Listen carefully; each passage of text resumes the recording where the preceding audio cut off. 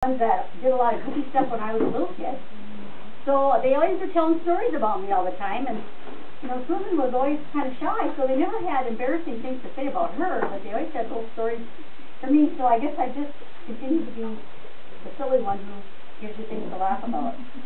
I was the last grandchild of Nellie and Ari to leave North Dakota.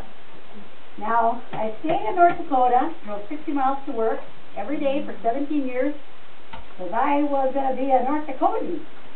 Well, finally, a year and a half ago, I moved out of North Dakota to Minnesota, but I have a little poem about why I love North Dakota, and I still kind of feel like I'm a North Dakotan at heart.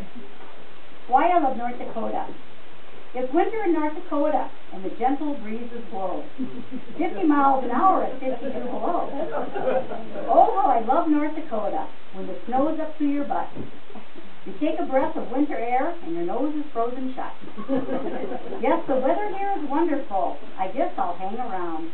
I could never leave North Dakota because I'm frozen to the ground. So I had to wait until summer to move, but actually I moved in December. This was a mild winter, so I was able to move. But I still feel like a North Dakotan at heart.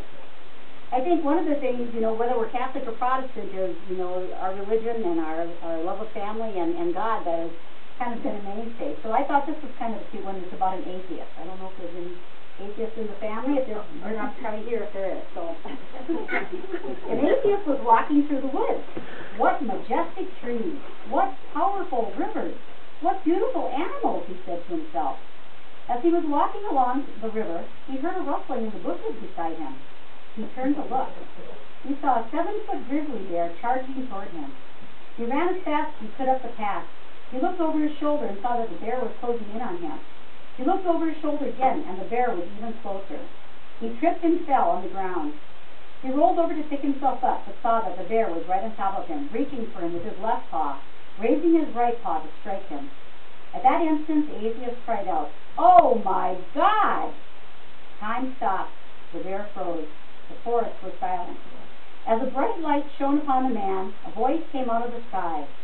"You deny my existence for all these years, teach others I don't exist, and even credit creation to cosmic accidents.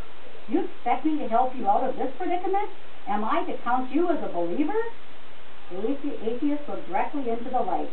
"It would be hypocritical of me to suddenly ask you to treat me as a Christian now. Perhaps you could make the bear a Christian." "Very well," said the voice. The light went out, the sounds of the forest resumed, and the bear dropped his right paw, brought both paws together, and bowed his head and spoke. "Lord, bless this food which I'm about to eat. For my bounty of Christ our Lord. Amen."